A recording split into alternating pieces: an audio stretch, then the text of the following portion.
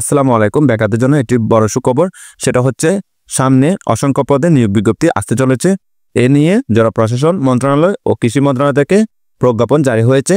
তো আজকে ভিডিওতে প্রজ্ঞাপনগুলো দেখে নিব। তো চলুন ভিডিওটি শুরু করা যাক।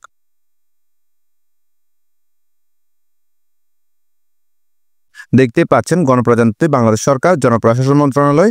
বিষয় হচ্ছে মন্ত্রণালয় বা বিভাগ ও অধীনস্থ দপ্তরসমূহে সরাসরি নিয়োগযোগ্য শূন্য পদে নিয়োগ কার্যক্রম আগামী 1 মাসের মধ্যে শুরুকরণ সংক্রান্ত।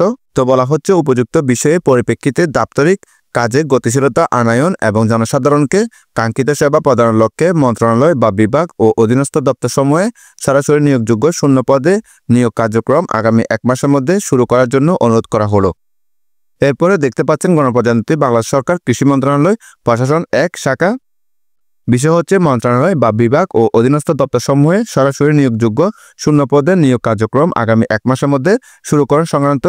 সূত্র হচ্ছে জনপ্রশাসন মন্ত্রণালয় হতে প্রাপ্ত 12 ফেব্রুয়ারি 2025 তারিখের 171 সংখ্যক পত্র। বলা হচ্ছে উপযুক্ত বিষয়ে জনপ্রশাসন মন্ত্রণালয় হতে প্রাপ্ত সূত্রস্থ পত্রটি সদয় অবগতি ও পরবর্তী প্রয়োজনীয় ব্যবস্থা গ্রহণের জন্য নির্দেশক্রমে একসঙ্গে প্রেরণ করা হলো। তো বুঝতে পারছেন বিভিন্ন পদে নিয়োগ বিজ্ঞপ্তি আসতে চলেছে। তা আপনারা ভালো করে প্রস্তুতি নেন যাতে আপনাদের চাকরিটা হয়ে যায়।